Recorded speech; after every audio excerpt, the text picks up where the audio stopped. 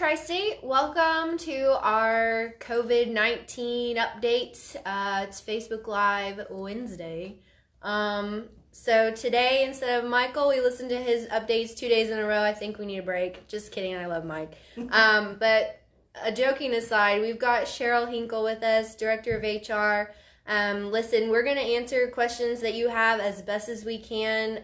Coronavirus, COVID-19, all of this is ever changing. It's new every day. And so our answers today may not be the answers that were the same yesterday or tomorrow. So just hang tight with us. We're going to figure this out all together. We're all in the same boat. But we're going to try to get you some really good information today. So make sure you send in your questions. We'll answer as best as we can. Oh, and one more thing. If you're driving, please wait till you're not or pull over and watch this. It will be available on YouTube. I know some people don't have Facebook. So if you have any drivers who are like, driver friends who are like, hey, we didn't get to see the Facebook Live updates. Do you know what they said? You can direct them to our YouTube channel and they can watch the updates there as well. So I'm going to turn it on over to Miss Cheryl.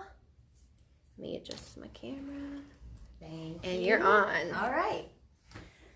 Honestly, I have to say that I'm a little shook because I didn't realize we had a YouTube channel. Oh. This is going to be on, so it makes me a little nervous.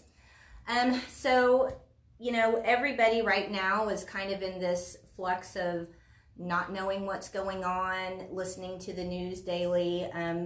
A majority of my days for the last several weeks has been devoted to nothing other than, you know, listening to updates from the CDC, from state governors and stuff like that to be able to be informed so we can make good decisions, because ultimately, you know, our duty as a customer or as a company is to be able to, you know, offer a safe environment for our employees, our customers. You know, you are our number one priority to make sure that we're providing you with a safe environment to work in.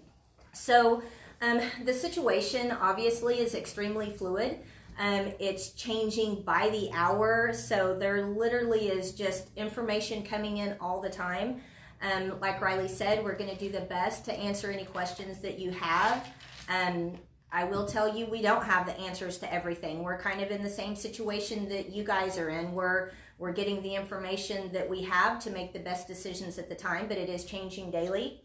So I've got some notes that I'm going to go over, and hopefully, you know, as questions come in, Riley's just going to pop in and say those so I can answer them if I can. I want to let you know that right now we have a kind of a mini task force that meets every morning to have a conference call to go over updates on the situation that has happened through the day, kind of share information so our communication is the same. That meets every morning, so that should make you feel good knowing that you have a management team that is putting that together to be able to keep you informed. We now have through our website a section that is the tristatesecure.com/COVID-19 news. That is dedicated, you know, specifically to information that we're providing on COVID-19. We want to remind you to check your email often because there's such a vast amount of information, we're trying to make sure that we send that to you in the best way we can. Obviously, we can't send all this over Qualcomm, you know, so we're trying to make sure that we want you to check that email often so you can see updates that we're giving you. We are going to do stuff through the Qualcomm. Obviously, that's going to be very short. It's probably going to be a, hey, you need to go and check your, you know, email. You need to check the website, something like that, to let you know that there's stuff out there for you to look at. I want to recap. You know, we've made the agreement to reimburse for cleaning supplies. We're doing that up to like $10 a week. I know that those are hard to come by right now, but as you get them, you know, send in your receipts with your DM. We want to let you know that we are going to be helping with the cost of that.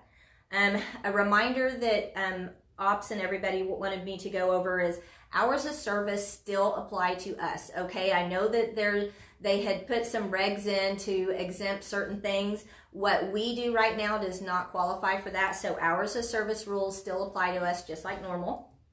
It is a reminder right now, I know we go in and out of Canada a lot, right now that is still open to commercial traffic. That is only closed to non-essential travel, which is going to be personal travel. It's not going to affect us in our industry.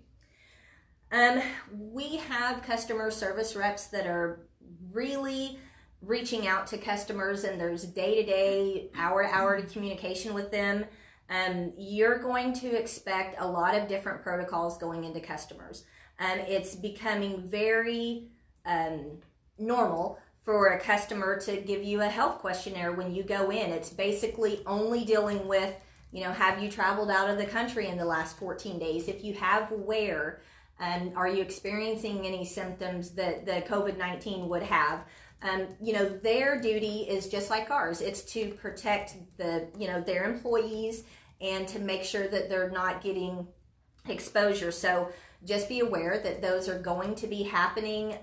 That's pretty much given right now. We're doing that at our facilities as well, with all of our vendors and stuff that come in. So just don't let that shock you when you do that. That's places putting in protocol that, for the times that we're in right now. Do you want me to answer any questions or just keep going through the questions You're good later? right now. Okay, so one of the things that we wanted to talk about, we know yesterday Mike talked about the Pennsylvania closing a lot of the rest stops. Those, I want you to be aware that the ATA is actively requesting from the president specific information on those. Russ Thompson, our executive VP, he is on the Arizona ATA board. That board, as well as as national ATA, is requesting some stuff. I'm going to look at my notes to just talk about what they did. So they drafted a letter on March 17th to the president that had several policy modifications that would directly affect truckers. They're wanting to provide alternates to drivers who need renew or obtain a commercial driver's licensing credentials, as many states are starting to shut down DMVs. That has been in the letter that they want clarification, and they want them to work on that. They want them to keep rest stops open. This is the huge one that really affects with us. Commercial drivers have temporarily relieved of hours of service for specific shipments. But, they must manage fatigue and respond to this emergency, and rest stops are imperable to being able to do that. So, in the letter to the president, the ATA is requesting that they open those up. I will tell you, this is a huge thing right now with the lobbyists. So we're hoping that the situation in Pennsylvania gets taken care of very quickly, and it does not spread to the rest of the nation, because we know, you guys are the front lines and you're out there, and putting those rest stops and stuff, closing them, that really affects the way that you guys are able to safely, perform your duties, and it just makes it very hard. So they're actively working on that. There's several things that we're going to put in here, and it's going to be in our recap that we send out. But that should be good news for you, that that's not something that they're just taking lightly. There's a lot of big corporation type people and everything that are really on that with the lobbyists to try to get that changed immediately. A note on truck stops. So we're getting updates from truck stops daily. I think yesterday Mike went over some stuff with some of the Flying J's and pilots. So once again, there's no issue regarding fuel supplies at the pilots and the Flying J's. The showers are still open. All self-serve food options are being closed. That's pretty much happening everywhere, buffet style or serve yourself. That's strictly because of the contagious nature of the COVID-19. They're just making sure, they're still keeping open a lot of the grab and go, the things that you can do through takeout. It's pretty much, restaurants and everything are closing in-house dining. So be prepared with that. If you are in an area, I know a lot of times that we had drivers saying they won't let you use the walk-up. If you can park and go in and get the pickup or whatever, that would be good. Make sure, there's lots of apps out there you can use too. They have the Uber Eats and DoorDash and stuff like that you may be able to use as well. So use that technology to help. We also got a statement today from the Truck Stops of America. They are working with the National Association of Truck Stop Owners, as well as their two primary competitors, to ensure that travel centers are considered essential services under various state laws, so that they are not closed. So this is something that is extremely important. They're trying to make sure that, you know, with all of these states that are closing businesses and stuff like that, they are an essential service. We know that, they know that. So once again, they're working with making sure that they do not get closed on government mandates or whatever. They did say, to the fullest extent possible, they're keeping the quick serve and full service restaurants open. In cases where they are forced to close them, they're ensuring they have takeout options available. Showers and bathroom facilities will remain open, subject to state law limitations. Convenience store facilities will remain open. TV lounges and fitness facilities, obviously those are going to be closed. Truck parking and reserve parking for loyal customer fleets, those are going to remain in effect. And it says, obviously, they want everyone to know that they have even started more stringent protocols when it comes to cleaning and everything. They're cleaning more frequently, wiping down things, showers, bathrooms, stuff like that. So once again, they're just keeping in contact with their customers to let them know that they're doing everything they can to stay open so they can be serviced to you guys. You want me to do any questions? No, but I do have a comment from Susan Favor. She said there has been a shutdown at various truck stops for the showers at night. So even though we're hearing that some showers are open, she said that there are a few that they're closing at night to clean. Okay. And I will say that kind of doesn't shock me. I know that anybody, I'm a huge shopper, so anybody that knows me knows that. But, you know, like a lot of places, Walmart nationwide changed their hours from like 6 a.m. to 11 p.m. And that is so they can go in and do some more stringent cleaning. They have time to stock their shelves, stuff like that. So that's not convenient, but that doesn't shock me that they're doing that. So, but they are doing their best to be able to keep their facilities open as much as they can. Thank you for that comment. Now from, you know, the HR standpoint of what we're doing, I've listened to so many updates and everything from the CDC. Jay Butler is the head deputy of infectious disease. I've listened to multiple talks from him. You know, everything they're saying, there's a lot of ways that you can protect yourselves. I know you guys are kind of on the front line and going into these facilities, you know, truck stops, stuff like that, where it's high traffic. The guidelines on CDC, you know, stop the spread of germs. This, I know you guys are tired of hearing this, but this is Hygiene 101. You know, if you have to cough or sneeze, you need to do it into a tissue, and then you need to throw that tissue away. If you don't have a tissue, you know, you do I'm a big Office fan, so you want to do the vampire cough, where it's right into the crick of your arm. You know, that way coughing into your hand is the worst thing you could do, because you've just put the germs all over it and then you're touching something. So always into the crick of your arm if you're going to cough or sneeze and you don't have a tissue. Wash your hands. That should be a given. You know, they say it's 20 seconds with soap and water. You want to wash your hands as frequently as you can. I know that sometimes that's not available for you guys.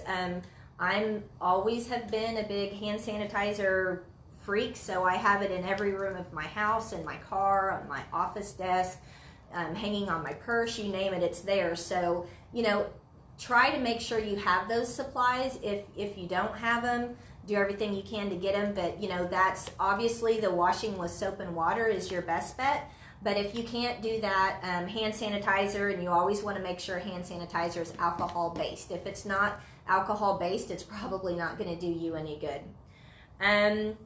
Clean surfaces that you're touching frequently. For you guys, you get out and you do a fuel pump or something. A lot of people have touched that. You want to, wash your hands after that. When you get in the truck, it's always your steering wheel, the handles in and out, wipe those down with some type of disinfectant. Do that fairly, frequently. The more that you touch things that you've exposed, the higher chances you have of, and I'm not saying of just getting COVID-19. I mean, this is flu season. We have had several people in our office here in Joplin over the last several weeks, that have had influenza A. It's so it's peak season right now for lots of illnesses. So this is just smart practice, just not even in a COVID-19 world. Make sure you're always wiping down those surfaces, with some type of disinfectant. I personally have a thing of Clorox wipes in my car, and after I fuel, I wipe my handles down and my steering wheels down because, once again, I said I was kind of a little bit of a freak. So you want to avoid touching your eye, nose, and mouth. Obviously, when you're doing those, the virus has to have some place to get in. So, just make sure you're avoiding that as much as you can. The more you touch your face, your nose, your eyes, the more chance you have of spreading germs. You don't realize how often you touch your face until you try to think about not doing it. I'm always pushing my glasses up. So you want to be careful of that. Just be conscious of what you're doing. And obviously, if you're not feeling well, you need to reach out to a healthcare provider. Right now, one of the things that they've been saying on the updates with the CDC and all of the things I've been watching is they're really promoting telemedicine, okay? So our plan, if you're a participant in our health plan, we have Teledoc. That for you guys out on the road is huge. You don't have to necessarily, go to an ER or an urgent care, depending on what you have. They can give you guidance of, do you need to be tested for something, or is there something they can take care of without you having to go to an urgent care? On our plan, the Teledoc, if you have the bronze plan, which is our free plan for employees, that's a $45 copay. It's not subject to deductible and co-insurance. It's a flat $45 copay. If you have the gold or the platinum plan, then it's just free. You have zero copay to do Teledoc. We've had some people here in the office that had called in and was able to get medicines over the phone. They've called that in for them, and they didn't have to go and set it in urgent care. Everything we can do right now to limit the stress on the healthcare system is going to be good. I will tell you from what they're doing, trying to stop the spread. The whole point of trying to stop the spread is to not have that major run on the healthcare industry. My son works he's a nursing student, and when he's been working in the ER, a couple of weeks ago, they had 60 some patients in the ER rooms, and like most of the patients had flu. So the more we can do to limit that stress, that's what they're trying to do. They don't want to be overwhelmed, in the situations like they have in Italy. Any questions? No, we have a couple comments though. Okay.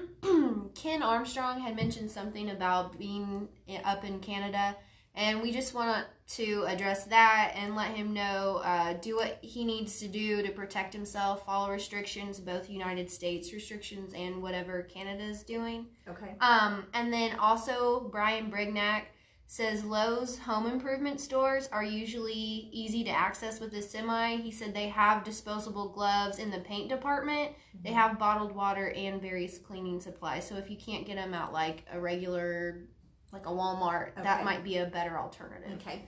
Yeah, and I know Mike went over some of those things yesterday on trying to get things and have it at terminals too. I will tell you, last week I went to Sam's, I went to Lowe's, I went to Home Depot, thinking I'm going to go to these places, and they did not have any latex gloves. Every pair of them was gone.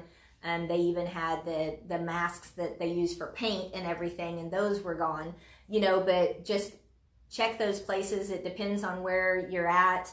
I do know that they did have paper towels and water and stuff like that, which Sam's was out of at that time. So if you go into areas where you can get that, I'm not saying to hoard it, but you definitely want to have a supply available in your truck.